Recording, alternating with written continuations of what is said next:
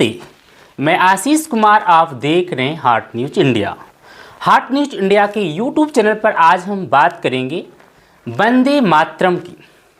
वंदे मातरम 185वीं वर्षगांठ पर वंदे मातरम की आज के समय में क्या भूमिका है, आज़ादी आंदोलन के समय वंदे मातरम की क्या भूमिका थी, देश के आंदोलनकारियों को कैसे एक करके रखा था और आज के समय में क्या वंदे मातरम की जो भूमिका है, आज़ादी आंदोलन में जो भूमिका थी, क्या आज भी वही भूमिका है।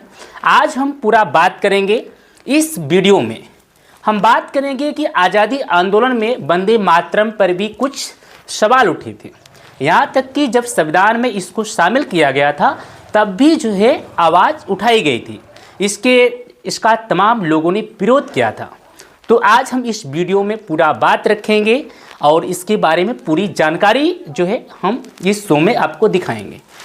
तो आप बने रहिए हार्ट न्यूज इंडिया के यूट्यूब चैनल पर। वंदे मातरम का अर्थ क्या होता है, पहले हम इसको जानेंगे। वंदे मातरम का शाब्दिक अर्थ है दुर्गा माँ की पूजा करना, जो आनंद मठ उपन्यास से बंकिम चंद्र चट्टोपाध्याय के आनंद मठ उपन्यास से इसको लिया गया।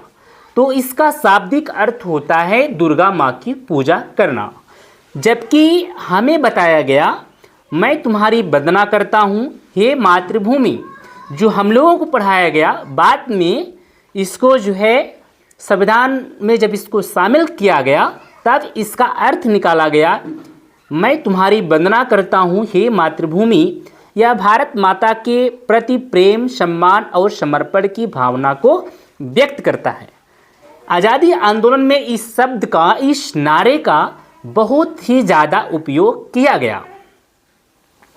पहले हम इसके जानते हैं रचना। इसकी रचना किसने किया, अभी हमने नाम लिया भी कि रचयिता है बंकिम चंद्र चट्टोपाध्याय। इसकी रचना उन्होंने 1870 ईस्वी में और 1882 में उनके उपन्यास आनंद मठ में प्रकाशित किया गया था।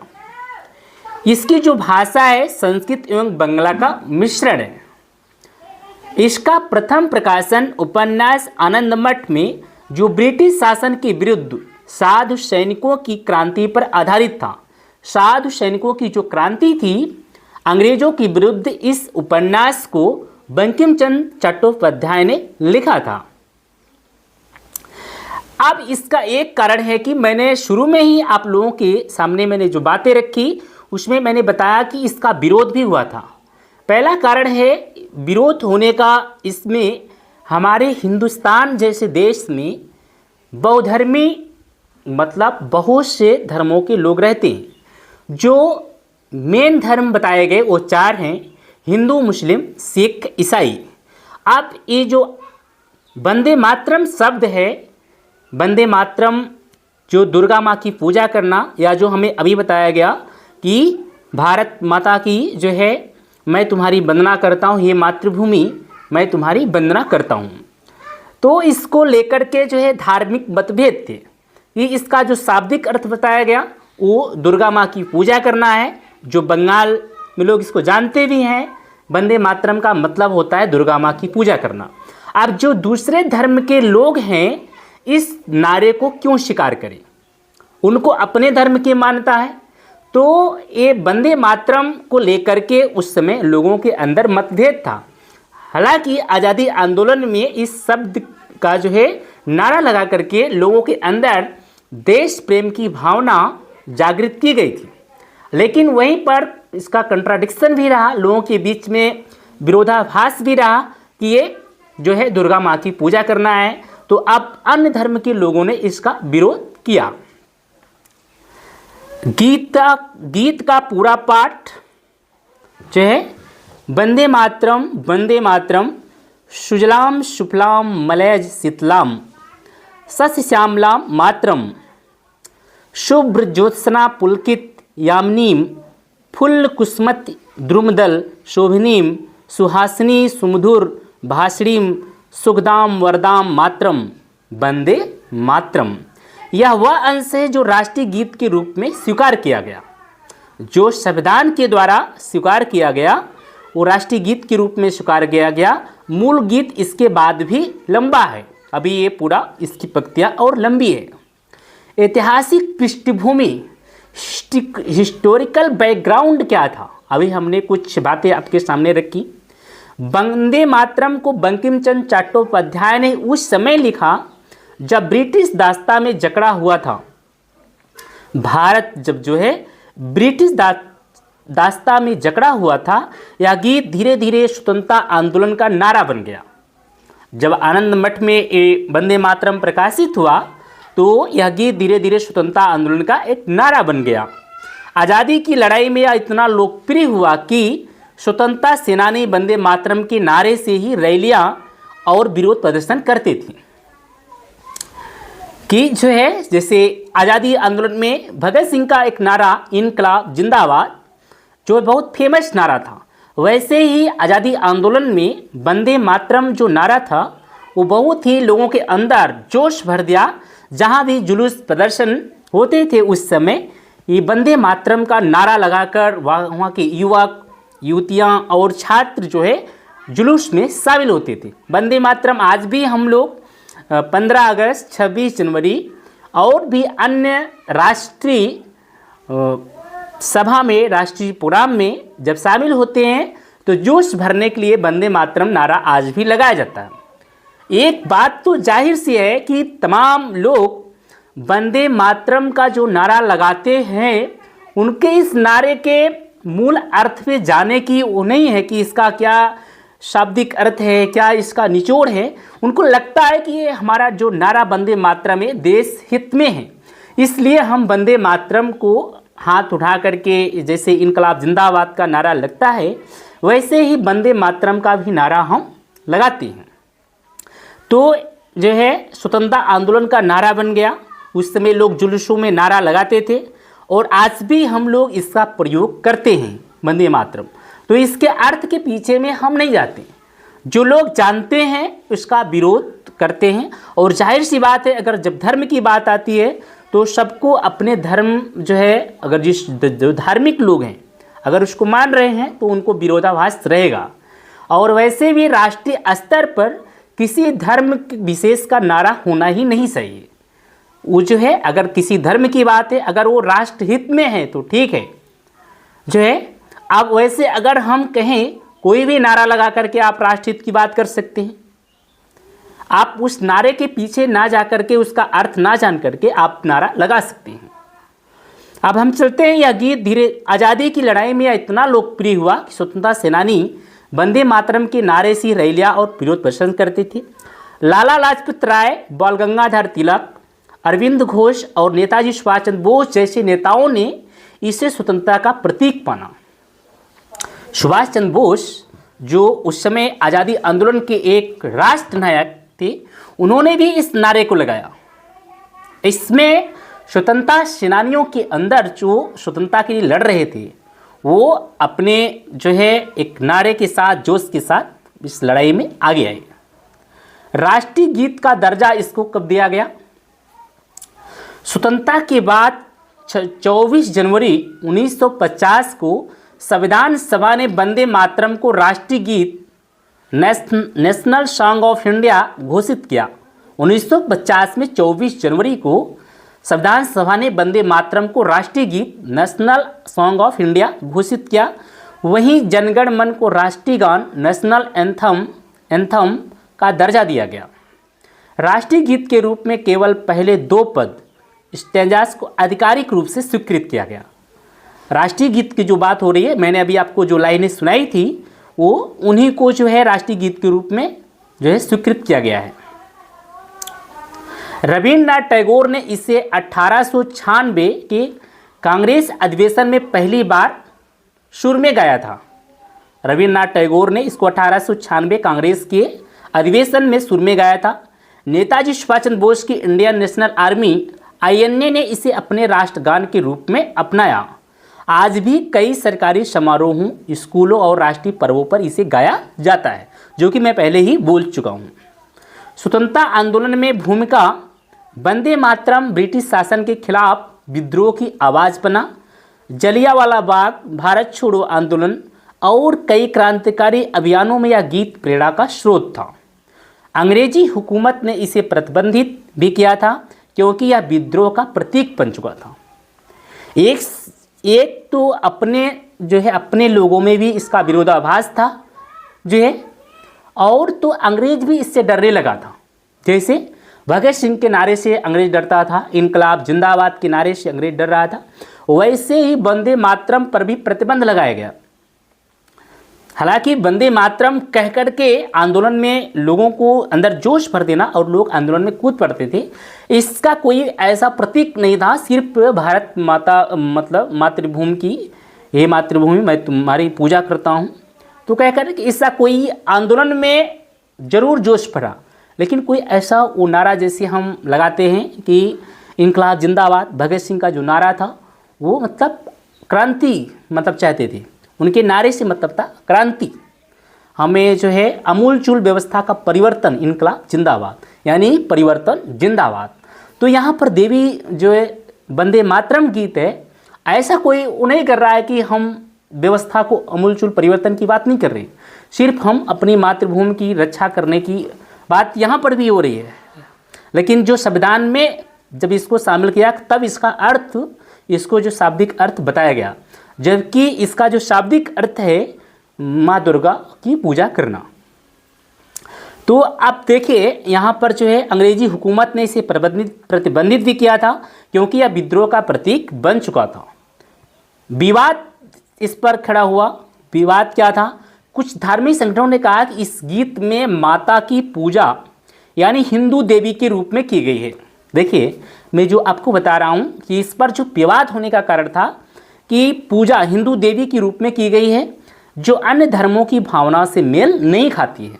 अब जाहिर सी बात है, अगर इस देश में बहुत सारे धर्म हैं, अगर एक धर्म को लेकर के आप उसको बढ़ावा देंगे, एक धर्म की बात होगी तो अन्य धर्मों को जाहिर सी बात है उसका विरोधाभास उठेगा। तो अन्य धर्मों को लेकर क्यों आपके साथ आएंगे? यही कारण रहा कि आज़ादी आंदोलन में तमाम धर्मों को लोग इस आंदोलन में शामिल भी नहीं हुए। आप इक्का दुक्का आपको देखने को मिलेगा, ज़्यादातर तो हिंदू लोग जो शामिल थे ही, और प्रताड़ित तो अंग्रेज़ों से सभी लोग थे। लेकिन अब गांधी जी का जो आंदोलन था उसने भी रामायण गीता को महत्व देना। अब जब आप उस धर्म को, एक धर्म की पुराणों को महत्व दे रहे हैं तो वहाँ पर अन्य धर्मों के लोग जरूर बायकॉट करेंगे, एक कारण। दूसरा कारण, आज़ादी आंदोलन में आप देखेंगे कि डॉक्टर भीमराव अंबेडकर जो दलित वर्ग है वो भी बाहर ही रहा, किनारे किनारे ही रहा, क्योंकि जो आज़ादी आंदोलन की लड़ाई में जो ये धार्मिक अनुष्ठान थे उन सब में दलितों को तो नीचा दिखाया गया, इसलिए भी वो आज़ादी आंदोलन से बाहर ही थे। वो लोग ज़्यादातर आज़ादी आंदोलन में शामिल नहीं हुए। इक्का दुक्का अगर कहीं मिल जाते हैं शेड्यूल दलित लोग आज़ादी आंदोलन में, बाकी आज़ादी आंदोलन से वो दूर ही रहे, क्योंकि उसी समय डॉक्टर भीमराव अंबेडकर जो दलितों का आंदोलन चला रहे, छुआछूत के विरुद्ध आंदोलन चला रहे थे, ये हमारे देश में व्याप्त होने के कारण ही कि दलित वर्ग भी आज़ादी आंदोलन में शामिल नहीं हुआ। इसका सारा प्रूफ भी है कि सुभाष चंद्र बोस जब कांग्रेस में शामिल हुए तो उनको भी कई जगहों पर उनको अपना जनेऊ दिखाना पड़ा कि मतलब ब्राह्मण है कि नहीं है। तो आज़ादी आंदोलन में जो इस तरह के जो लोग शामिल हुए, एक जो वर्ग था उसके अंदर जातीयता, धार्मिक मानसिकता जो थी, उसके कारण ही और अन्य धर्मों के लोग और दलित लोग भी इस आज़ादी को बायकॉट किया था। उन्होंने इस अंग्रेज़ों के खिलाफ ना लड़ करके, जब उनके खिलाफ अपने ही लोगों के खिलाफ, जो अपने देश के खिलाफ देश की लड़ाई लड़ रहे थे, जो जातियाँ थी उनके खिलाफ ही वो आज़ादी आंदोलन में बहुत बढ़ चढ़ के भूमिका नहीं निभाई। जैसे अभी वंदे मातरम जो आज 150वीं वर्षगांठ है वंदे मातरम की है, आज़ादी आंदोलन में ज़रूर इसने बहुत सारा सहायता किया, लोगों को अंदर जोश भर दिया। लेकिन अगर धार्मिक अनुष्ठान की बात आती है, अगर आप उसको राष्ट्रीय स्तर पर मान्यता दिया जाता है तो जाहिर सी लोग इसका विरोध करेंगे और इसका बायकॉट भी करेंगे। हालांकि भारत सरकार ने स्पष्ट किया कि यह भारत माता का प्रतीक है, यह भारत माता का प्रतीक है, किसी धार्मिक देवी का नहीं। भारत सरकार ने इसको जब संविधान में शामिल किया गया तो उन्होंने कहा कि ये भारत माता का प्रतीक है, किसी धार्मिक देवी का नहीं है। आज अधिकांश भारतीय इसे देशभक्ति और राष्ट्रीय एकता के प्रतीक के रूप में देखते हैं। आधुनिक भारत में महत्व। वंदे मातरम आज भी राष्ट्र प्रेम का सबसे प्रबल प्रतीक है। यह गीत हर भारतीय को अपनी मातृभूमि के प्रति गर्व और जिम्मेदारी का एहसास कराता है। कोई आधुनिक संस्करण इसे नई पीढ़ी तक पहुंचा रहे हैं। जाहिर सी बात है, आज तो देश की स्थिति जिस तरीके से हो गई है, देश का जो माहौल है, इस माहौल में आज हमारे देश में एक समुदाय को टारगेट किया जाता है, दूसरे समुदाय द्वारा टारगेट किया जाता है। तो अब इस जो वंदे मातरम जो गीत है, वंदे मातरम का जो नारा लगा था, आज जब धार्मिक अनुष्ठान से देखेंगे तो हम लोग इसके विरोध में ही जाएंगे। एक अगला समुदाय इसका विरोध जरूर करेगा। अब देश के लिए तो किसी देवी देवता की जो है, अब अगर आप जिस देश में कई धर्म हैं तो इसको देश के हिसाब से ही बनाना पड़ेगा। कोई भी चीज़ है, जैसे स्कूल कॉलेजों में प्रार्थना के समय जो है राष्ट्रीय गीत वंदे मातरम को जो है गीत गाना। अब आप देखेंगे कि हमारे देश में हिंदी मतलब हिंदू धर्मों की ही महत्ता दी जा रही है। अब इस देश में मुस्लिमों की भी संख्या है, सिख धर्म की भी संख्या है, ईसाइयों की भी संख्या है। वो अपने यीशु को मान रहे हैं, तो फिर वो क्यों आपके देवी देवताओं को क्यों मानेंगे? ये तो ऐसी बात है।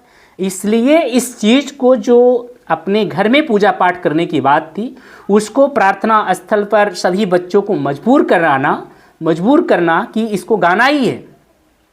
और आज की युवा पीढ़ी, आज के छात्र इसको देश के संवैधानिक मिल जाने के बाद सभी लोग प्रार्थना में इसको गाते हैं। जैसे अभी जो है तमाम जगहों पर जो है इसको मतलब बजाया जाता है, लोग इसको गाते हैं। इसी तरीके से भारत में और जो है मंत्रों का भी कहीं कहीं पाठ कराया जाता है। तो इन मंत्रों का पाठ भी अन्य धर्मों के अन्य समुदाय के लोग क्यों करेंगे? तो ये जाहिर सी बात है कि दूसरे धर्म के लोग क्यों मानेंगे?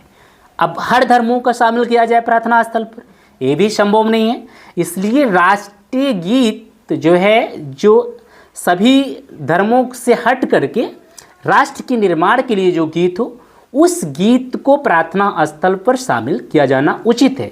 बाकी अगर किसी धर्म का है, एक विशेष धर्म का है, तो उसको राष्ट्रीयता की मान्यता नहीं मिलनी चाहिए, जो हमारा मानना है। वंदे मातरम पहली बार सन 1896 में भारतीय राष्ट्रीय कांग्रेस के अधिवेशन में गाया गया था। इसे स्वतंत्रता संग्राम के दौरान गुप्त संकेत के रूप में भी प्रयोग किया जाता था। नेताजी सुभाष चंद्र बोस की आज़ाद हिंद फौज ने इसे अपने राष्ट्रीय गीत के रूप में अपनाया। इस गीत के बोल आज भी स्कूलों में बच्चों को देशभक्ति सिखाने के लिए गाए जाते हैं। तो वंदे मातरम केवल शब्द नहीं, यह एक भावना है। मतलब अगर भावना को लिया जाए तो कुछ हद तक ठीक है, जो हर भारतीय के दिल में बसती है। यह हमें याद दिलाता है कि हम सब एक हैं, हमारी मातृभूमि एक है। तो वंदे मातरम भारत माता की आत्मा, वंदे मातरम भारत की आत्मा है। यह गीत हमें केवल देश प्रेम नहीं सिखाता, बल्कि एकता, समर्पण और बलिदान का अर्थ समझाता है। अगर हम भावनात्मक दृष्टि से देखेंगे तो इसको अगर हम जाकर के अगर इसका शाब्दिक अर्थ ढूंढेंगे कि इसकी जो है शाब्दिक अर्थ दुर्गा माँ की पूजा करना, तब तो ये देश हित में नहीं है, क्योंकि यहाँ बहु धर्मी लोग रहते हैं। इसलिए इसको जो है राष्ट्रीय गीत की जो मान्यता दिया गया है, अगर हिंदुओं की देवी देवताओं की पूजा के परिप्रेक्ष्य में अगर रखा गया है तो उचित नहीं है, क्योंकि यह देश सिर्फ हिंदुओं का ही नहीं है। भारत जो देश है, यहाँ बहुधर्मी लोग रहते हैं। इसलिए इस तरह से गीत का निर्माण किया जाए जो राष्ट्रीय हित में हो, जिसका राष्ट्रीय हित में फायदा हो, लोग राष्ट्र के प्रति समर्पण की भावना रखते हों। अभी इस पर भी लोग कंट्राडिक्शन, विरोधाभास होगा कि जो है क्यों ना रखा जाए हिंदुओं को देश में। यही कारण रहा कि आज़ादी आंदोलन में दलित वर्ग भी शामिल नहीं हुआ और मुस्लिम समुदाय भी, आप देखेंगे कि जो है अशफाक उल्लाह खां जैसे और ही तमाम क्रांतिकारी कुछ लोग आए, लेकिन वो लोग भी जो है आए जिन्होंने समझदारी रखी, अंग्रेज़ों के प्रति दुश्मन को यहाँ से भगाना है, वो आए। लेकिन अगर वो भी अगर रखते कि यहाँ पर हिंदुओं को ही सब कुछ उनका बोलबाला है, तो वो आज़ादी आंदोलन में नहीं आते। अगर एक विशेष धर्म को राष्ट्रहित के लिए, हिंदू धर्म को बताया जाए कि ये राष्ट्रहित के लिए है, तो अगला धर्म जाहिर सी बात है जो पढ़ रहा है अपने धर्म की मान्यता के अनुसार वो भी समझता है हमारा वर्चस्व होना चाहिए। तो इसलिए मैं कह रहा हूँ, अगर आपका धर्म, आपके सारी चीज़ें, देवी देवताओं की पूजा करना, ये सब राष्ट्रीय स्तर पर नहीं होना चाहिए। आप अपना पूजा पाठ अपने घर में करिए।